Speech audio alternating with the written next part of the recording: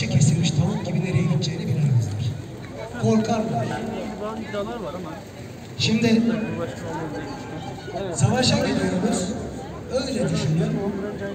Emin diyor ki karşı taraftan Mitralь gözle yoğun ateş altında. Eyvallah kardeşim.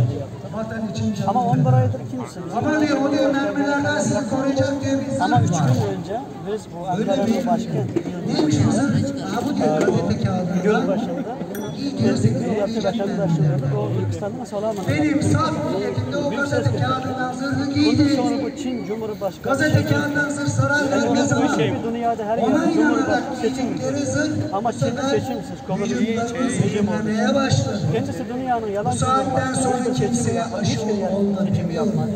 Utanmadan kendisi yalan Cumhurbaşkanı demeden biz bu iftihar etti.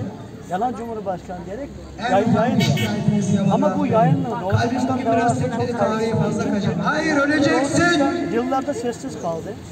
Kalp doktoruna gideceksin hemen. Doğu Türkistan'ın sesi olan Ya medyalar bunun çok biraz fazla. sonu uyuştu. Ama onlar o yalan haber Beyne pıhtı atıyorsun. Ne kardeşim? Nöroloji uzmanına Doğu gideceksin. Türkistan bizi gerçek Bunları Cumhurbaşkanı değerlendireceksiniz. hatta bir Ben canlı buraya yayın bunu yaptık. söylemek Hatta için Metik de bunu konuştu. Metik. İnşallah bir gündem Özellikle başvurmanın faydası var. Emre İnanç Genç sonra. Seçim Doğu Kız olsun, Türkistan'da erkek başka olsun. zulüm olduğu için Genç yapmanın çocuklar mümkün değil. mutlaka Bu yüzden eskiden atalarımız Türkiye'de seçim düzeylerini yaptı. ölçtürsünler. Türkiye'de yani İstanbul Doğu Türkistan'da en kalabalık. Patır Biz burada gidiyorlar seçim son yaptık. bir ay içerisinde. Burada seçim. İslam Evet, burada daralarının seçim bir yaptık. tanesini Türkiye'de yaşayan Doğu direkt Türkistan'dan oynadım seçim. 7 tane genci sadece ben kaybettim. Doğu Türkistan'da. Onlar vekil çıkardı.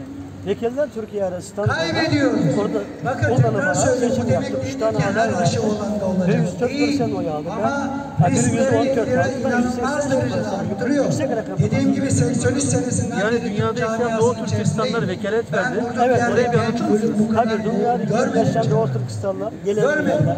Hatta Ki bu sosyal çocukların medyada oy koronaya verenler var. yakalanma ihtimali zaten öyle kazandı. Bakın 11 ayda Yakalandıkları hiçbir zaman yalan hayatlarını Cumhurbaşkanı kaybetmemiz demedi.